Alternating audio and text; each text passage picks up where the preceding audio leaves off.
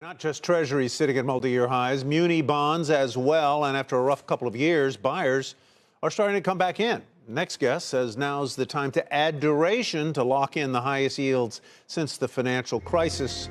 Joining us now is Nisha Patel, Managing Director of SMA Portfolio Management at Parametric. Nisha, welcome. Good to have you here. Let's start off with the thing that I think is always a very eye-catching thing, and that is the tax equivalent yield for, let's say, an investor who lives in a high-tax state like California, like New York, like New Jersey. What are those yields now on mid- and longer-term duration muni funds?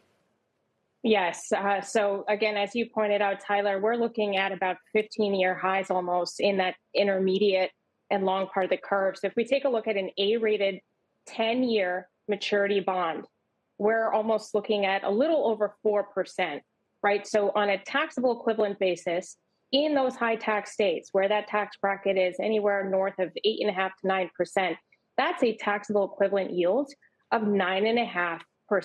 Right? If you're a New York City resident, that is close to about a 10% taxable equivalent yield once you start extending out to a 15 to 20-year bond, where that yield is roughly about 4.75%.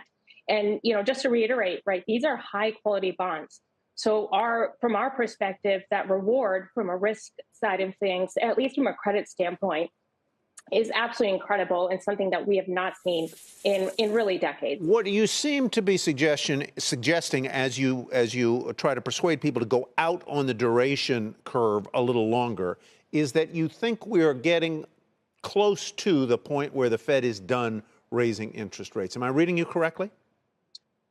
That's right. And look, I think obviously we'd all love to have a crystal ball to see how this all ends up. But I will say this, right, from a macro perspective, I do think we are headed into this period where we will likely see a lot less volatility. And the recent rise in rates that we've seen over the past 2 months have already priced in, right, and not only obviously kind of strong economic data that continue to come out, but even an additional rate hike if the Fed were to keep going, right, through the end of the year.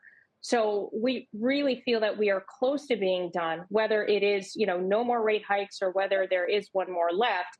And on the flip side of that, we are now starting to see an environment where clients and investors really need to start positioning for fixed income to be that diversified in your portfolio and to hedge for the opposite, right, for rates to eventually come down as growth eventually slows down, as inflation eventually comes down. I've got about 30 seconds left, Nisha. If I'm persuaded here, should I buy individual securities or should I buy a fund or an ETF? Very quickly. So we highly recommend doing a separately managed account, right? Highly customizable solutions that from a even pricing standpoint compete right along ETFs and funds, and in fact may come in even lower. And the biggest advantage here that our clients at Parametric have in our separately managed accounts is the tax loss harvesting overlay, right? So these are extremely tax efficient, customized vehicles, and that is how I would recommend taking exposure to muni bonds today.